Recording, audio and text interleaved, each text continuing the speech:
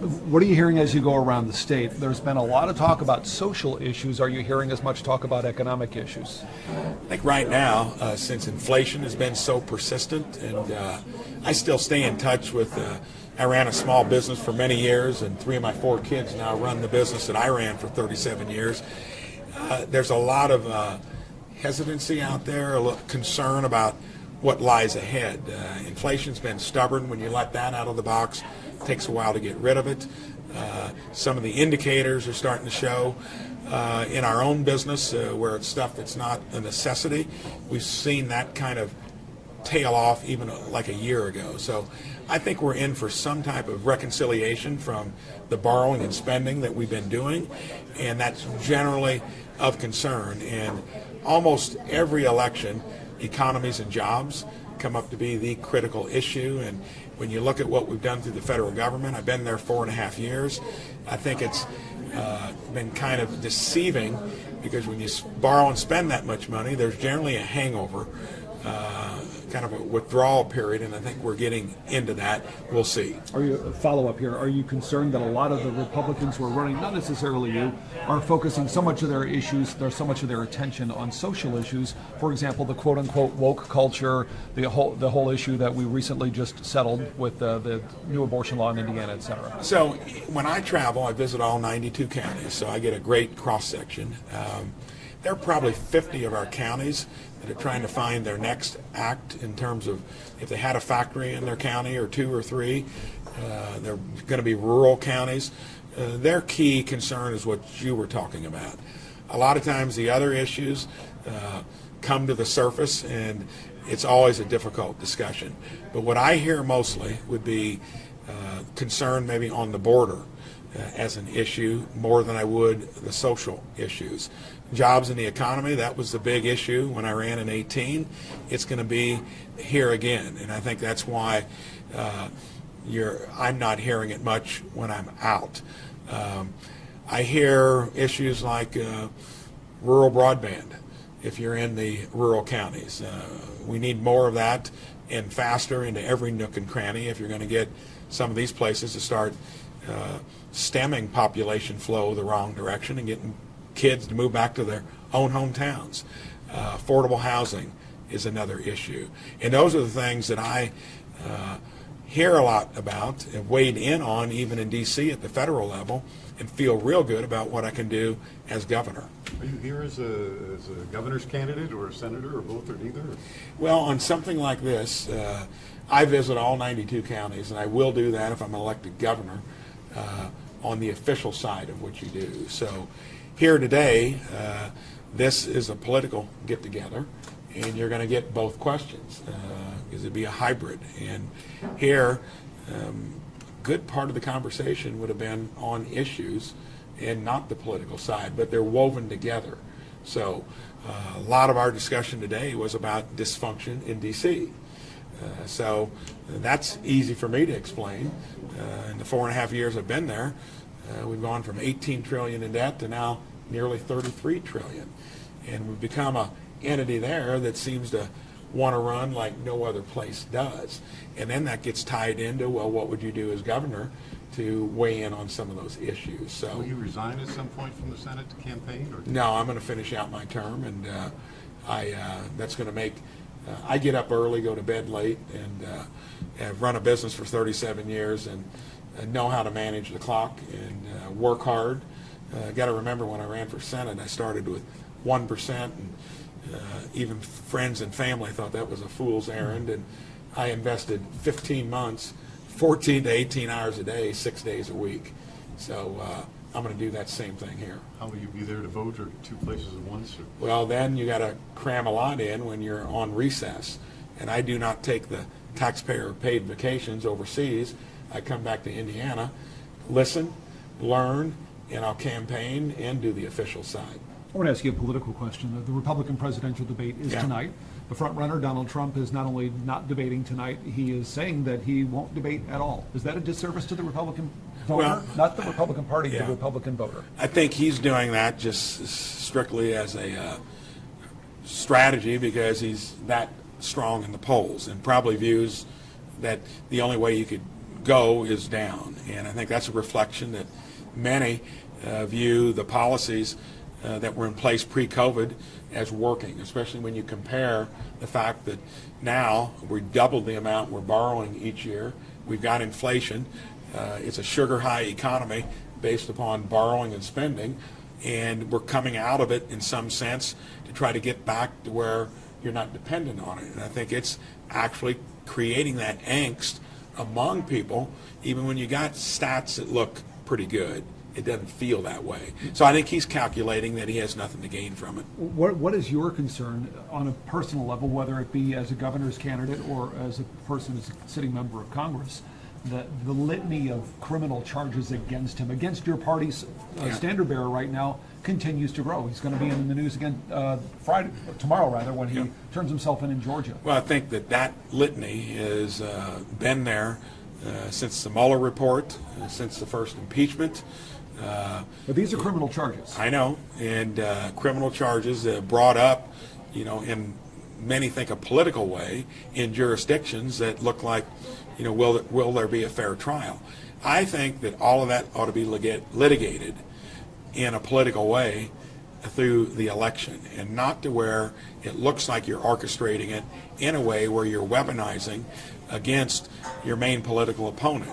And I don't think anybody's going to feel good about that, and I think it's going to linger if that's the approach you take, because I don't think the underlying issues underpinning it will go away. So are you and I'm just saying that's describing the situation. Sure. I'm not going to make an opinion other than that's, I think, what's at play. Sure. And we'll see how it plays out. And anybody that's part of it will have to make the decision in terms of where they're at, in terms of whether that's a good approach or not. But are you suggesting that all of the charges against him, all the litany of charges, we'll exclude the New York hush money charges, but all of the election interference charges are bogus charges, are all political charges? I guess we'll find out through the proceedings. I think the motivation for putting them out there in the first place would be largely political, and I think most Republicans lean that way.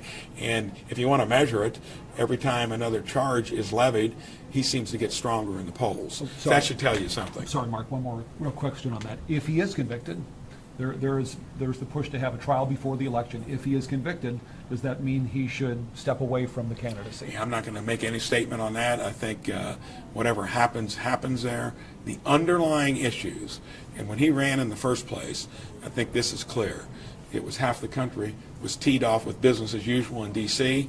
Half the country was more than right. When you see it up close like I do, I roll in a different way. I like to solve problems, kind of stay away from all of that. That's what I did before I got into politics. That's why we've passed more legislation than any Republican senator that's been there in healthcare, education, agriculture.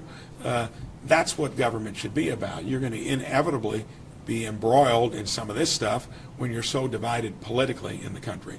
Would you expect him to campaign for you? You guys, I forget how many stops he made in 2020. He came in on 4 rallies, and the first one was right here in South Bend, where he landed and drove over to Elkhart. So I jumped in to the arena in a time that there's never been a dull moment. Let's look at that. And I got into it, of course, with a political point of view that definitely says we do not need more federal government, that we're borrowing from our kids and grandkids to pay for it. And the time I've spent there, I've been trying to produce and do things that help Americans and Hoosiers. And the reason I decided to come back and run for governor and not a second term for senator, I believe in term limits, number one. I never would have reneged on that. Wasn't going to do it more than 2 terms. I think there's more potential to show how you can run a state government well that solves problems across the board, embraces our values along the way, and be an example not only to other states, but maybe how things should run out in D.C. But would you welcome him on the campaign trail, or are you still a President Trump supporter? Or? I don't think he's going to be coming in when he's running for president into any of the local races. That was a midterm, remember. In Indiana and Missouri were the 2 key states. Thank you guys very much. I think that's all we have time for. I'm sorry. I wanted to ask him a non-President I'm so sorry. Trump question. I think we're all done. Thank you guys very much. Appreciate it very much. Thank you. I did have actually just a couple of questions here from a special report we're doing that has nothing to do with Donald Trump. We'll go ahead and do that. All right. Yeah. Okay. I appreciate that, Senator. This one's about the status of health care. This is about the Health Competition for Better Care Act that you and a couple of other lawmakers introduced earlier this year. Are there any similarities in legislation to the hospital price transparency rules that were put in place a couple of years ago? So that was done during the Trump administration. That was one of several executive orders that got taken to court by the healthcare industry. The hospital transparency rule is the one that made it through after, I think, district courts and appellate courts tried to take it down. Healthcare industry is not free market in the sense that there are barriers to entry, there are all kinds of regulations, there are too few participants. Doctors and nurses are getting frustrated of being in the business. I fixed it in my own company 15 years ago by engaging my own employees to become healthcare consumers, help me keep costs down. I'm going to give you every wellness tool. I'm going to try to help you stay healthy, and you're going to help me shop around for the lowest cost primary health care. Well, it was an idea that many thought wouldn't work. We cut costs by 50% 15 years ago, have not had a premium increase in 15 years. So yes, when it comes to healthcare reform, that'll be one of the major things I try to do here in our own state when we sport some of the highest hospital costs in the country. We've got rural hospitals hanging on by their fingernails, and the 4 or 5 main hospitals have all kinds of money, along with insurance. Make it competitive, make it transparent, lower costs that way. What specific steps can the federal government do to make sure that there is that transparency, so when I show up at the hospital, I know exactly what I'm going to charge? I don't think the federal government's going to do it, because that would take 60 senators. And sadly, I'm not sure the Democrats would be interested in it, because they want the government to control it all. I'm not sure if I could get 10 Republicans, 15 to go along with even reform, because they view the healthcare industry as being private and free market, and I don't think they're seeing it clearly. I think that's something that's going to have to be fixed state by state, and I think once you show how to do it, that could cascade across the country, and maybe you won't need the feds to solve that issue. The last question is about the PFAS that we're currently seeing on some of the military bases, 700 installations across the country dealing with some problematic water and some other issues. What kind of steps can be taken right now to try to fix that problem? That's definitely an issue. That's a very tough chemical that stays around for a long time. I've always been interested in Mother Earth, conservation, and even as governor, that'll be an important plank in what I'm interested in. When it comes to those kinds of issues, hopefully we did it with other chemicals over the years, and hopefully you'll get 60 senators that could agree to doing something to make sure a chemical like that is controlled. You find alternatives, even though there's not a clear answer on how you clean them out of the system in the long run. And is there, are there any steps that the federal government should be taking to especially help military veterans who have been negatively impacted health-wise? Definitely. I think where the government has got employees that are impacted by stuff that they might have done, and that's happened in the military. There's been some legislation passed recently on burn pits and other stuff, and I'm for that. I think that's an exception when it comes to somebody's individual health, whether it's an industrial polluter or a government polluter or something that was done on account of it. You need to weigh in. Thank you. Thank you, that's it, thank you. Thank you. Have a good one.